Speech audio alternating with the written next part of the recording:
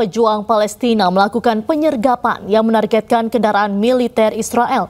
Mereka menggunakan bahan peledak dan peluru anti-tank untuk menyerang pasukan Israel.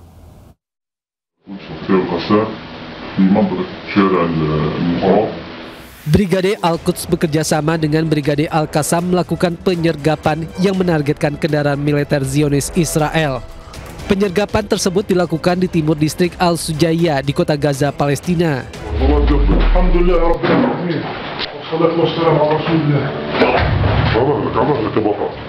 Brigade Al-Quds pun merilis rekaman detik-detik penyergapan yang mereka lakukan terhadap pasukan militer Israel.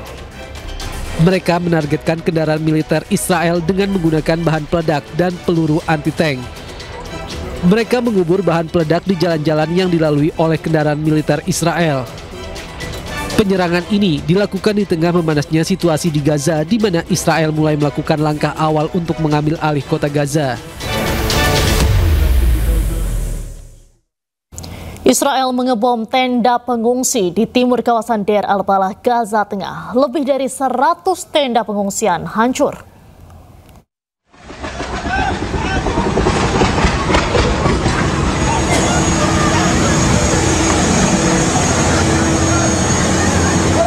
Inilah detik-detik serangan udara Israel yang kembali mengguncang Gaza Tengah pada Kamis waktu setempat. Serangan tersebut menghantam kamp pengungsi Palestina di Deir al-Balah.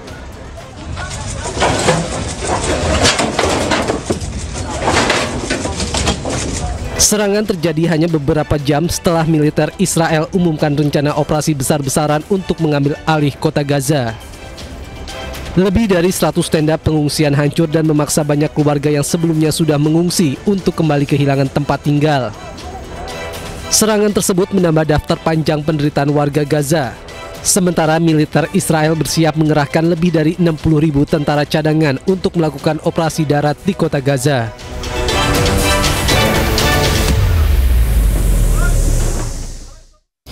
Pemirsa, miris kasus kelaparan akut di Palestina berdampak dengan sindrom kelumpuhan dan cacat genetik. Sementara itu rumah sakit masih bergulat dengan krisis obat-obatan.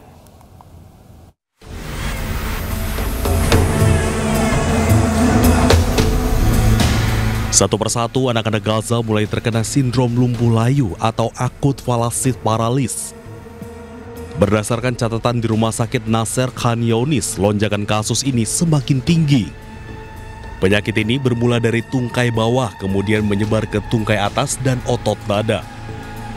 Hal ini sangat berbahaya karena bisa mengakibatkan kelumpuhan pada pernafasan. Sementara itu, pihak rumah sakit masih bergelut dengan krisis stok obat-obatan. تم أخذ عينات من البراز من هؤلاء الأطفال وإرسالها إلى داخل الخط الأخضر وإلى الأردن. تبين وجود فيروس يسمى انتروفيروس وتبين وجود بكتيريا تسمى كامبيلوباكتر جيجيناي، وهذه البكتيريا وهذه الفيروسات أتت من تلوث مياه الشرب الخاصة بهؤلاء الأطفال بمياه الصرف الصحي، مما يعني أن تدمير منظومة الصرف الصحي في قطاع غزة وانعدام الأمن الغذائي والأمن المائي لدى المواطنين في أماكن النزوح هو السبب الرئيسي في الإصابة في هذا المرض الخطير. Otoritas setempat melaporkan dalam 24 jam terakhir tercatat 269 kematian tambahan akibat kelaparan dan kekurangan gizi. Total kematian termasuk anak-anak. Saat ini blokade jalur bantuan kemanusiaan dibuka, tetapi obat-obatan dan makanan yang kaya gizi justru masih belum bisa memasuki kawasan Gaza.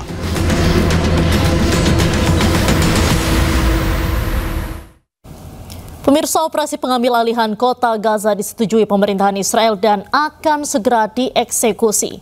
Namun hal ini ditolak oleh warga Gaza dengan menggelar aksi demo besar-besaran.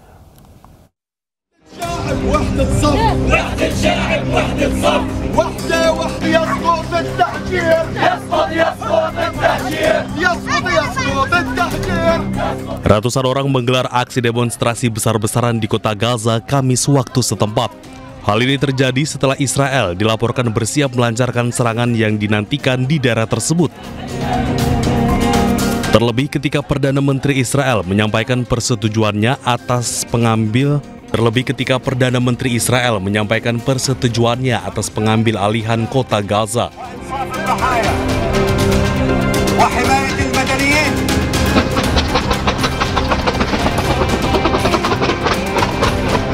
Israel mengumumkan telah mengeluarkan sekitar 60.000 tentara cadangan sebagai persiapan operasi selanjutnya, yaitu Operasi Gideon.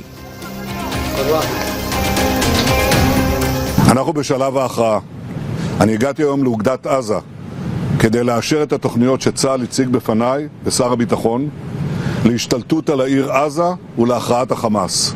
אני מאוד מעריך את ההתייצבות של חיילי המילואים וכמובן של הצבא הסדיר למען המטרה החיונית הזאת. במקביל אני הנחיתי להתחיל במשא ומתן מיידי על שחרור כל חטופינו וסיום המלחמה בתנאים שמקובלים על ישראל. שני הדברים הללו, הכרעת החמאס ושחרור כל חטופינו, הולכים יד ביד. Dengan dalih mengamankan warga keluar dari zona pertempuran, warga Gaza menilai bahwa mereka diusir dari tanah kelahiran mereka. Mereka pun akan mempertahankan kota Gaza untuk segera bebas dan Israel keluar dari wilayah mereka.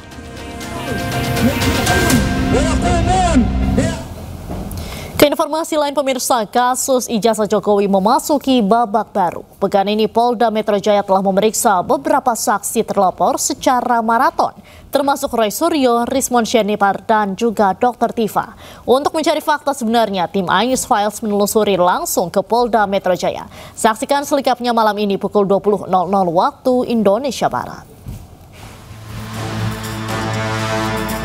Dituduh melakukan pencemaran karena menyimpulkan secara ilmiah ijazah saudara Joko Widodo itu palsu, harus ada barangnya. Kalau ternyata barang itu tidak ada, jangan-jangan barang ini memang palsu.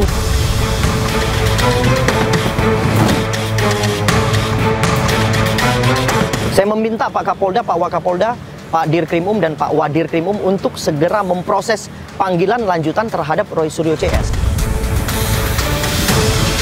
Apabila terus-menerus mengulangi perbuatannya, sudah sepantasnya polisi boleh melakukan penahanan.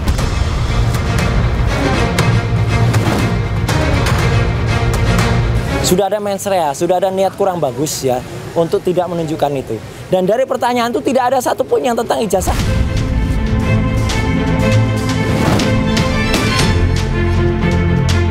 Karena yang dihadapin ini terus terang aja ini dablek semua orang-orangnya. Banyak orang cari panggung di sini.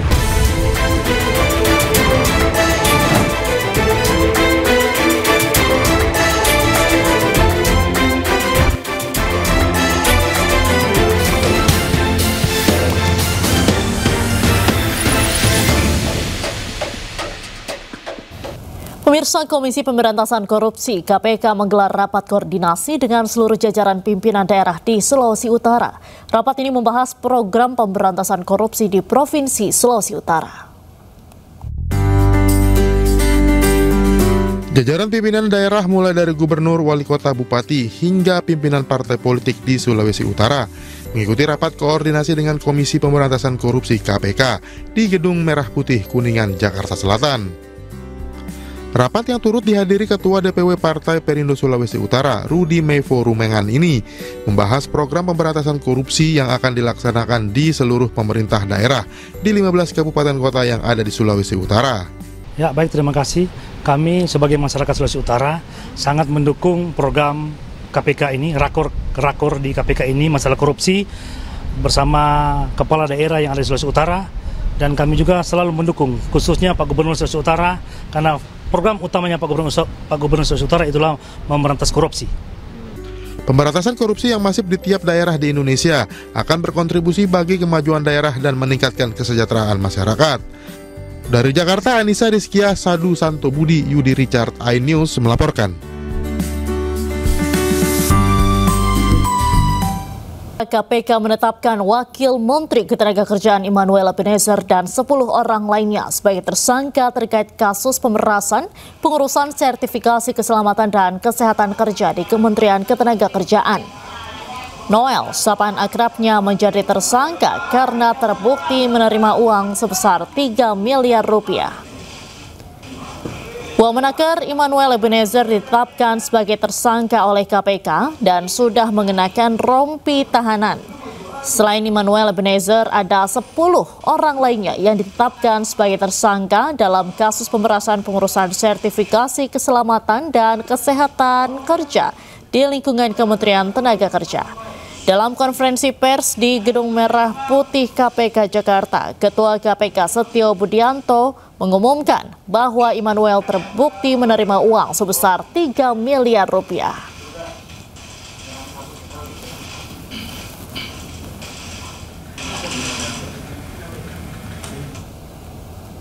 KPK merilis hasil operasi tangkap tangan yang menjerat wamenaker Immanuel Ebenezer.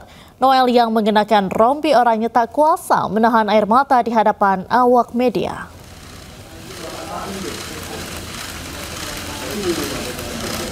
Immanuel Ebenezer tak kuasa menahan air mata saat berjalan bersama tersangka lain di konferensi pers KPK. Mantan Ketua Umum Jokowi Mania ini berjalan mengenakan rompi oranye khas tahanan KPK sambil menahan tangisnya. KPK menjadikan Ebenezer sebagai tersangka karena terbukti menerima uang 3 miliar rupiah dalam dugaan pemerasan pengurusan sertifikasi keselamatan dan kesehatan kerja. Total ada 14 orang yang ditangkap oleh KPK dalam operasi tangkap tangan di Jakarta.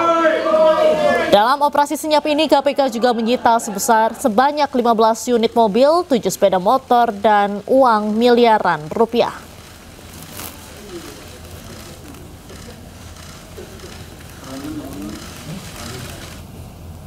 Presiden ke-7 RI Joko Widodo meminta semua pihak menghormati proses hukum terhadap wamenaker Immanuel Ebenezer yang ditangkap KPK dalam operasi tangkap tangan. Saya sangat mengapresiasi kerja baik dari KPK dan kita semua harus menghormati proses hukum yang ada. Ya, ikuti proses hukum yang ada. Ya. Pemirsa, kita akan melihat harta kekayaan Wakil Menteri Ketenagakerjaan Immanuel Ebenezer.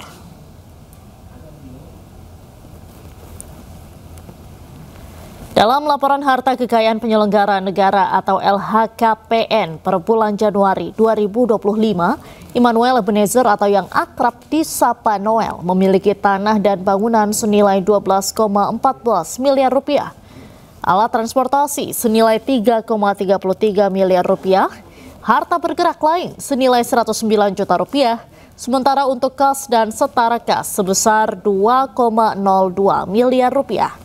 Dan total harta kekayaan Wakil Menteri Ketenagakerjaan ini mencapai 17,62 miliar rupiah.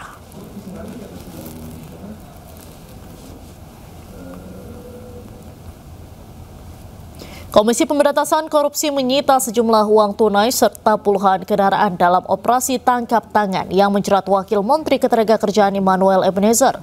OTT dilakukan terkait dugaan kasus pemerasan dalam pengurusan sertifikasi K3. Dan pemirsa, usai sudah kebersamaan kita dalam iNews sore hari ini, temukan informasi-informasi terbaru lainnya di www.inews.id. Cuplikan tayangan berita iNews dapat Anda saksikan di kanal YouTube @officialinews dan jangan lupa saksikan iNewsroom sesaat lagi bersama rekan saya Davi Pratama. Pemirsa, update informasi terbaru Anda dengan berita-berita aktual juga hangat dan sejukkan dulu dengan air mineral yang murni dan alami. Saya Diandra Mukni, pamit undur diri. Terima kasih, selamat beraktivitas dan sampai jumpa.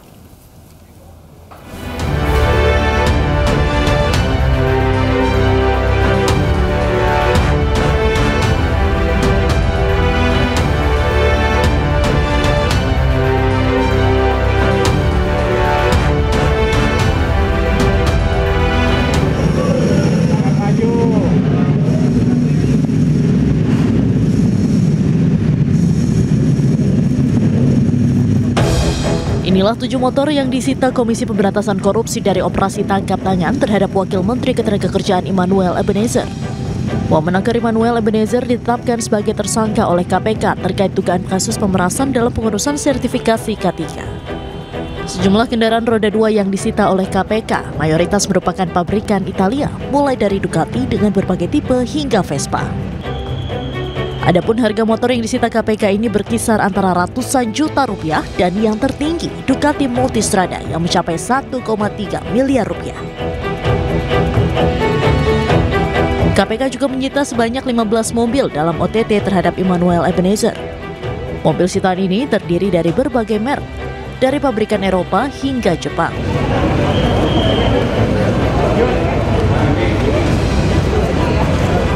Ada juga yang menarik perhatian, yakni mobil Nissan GT-R Skyline dengan harga kisaran 3-6 miliar rupiah. Selain 22 kendaraan, KPK juga menyita sejumlah uang tunai. Dari Jakarta, Tim Liputan Ainus melaporkan.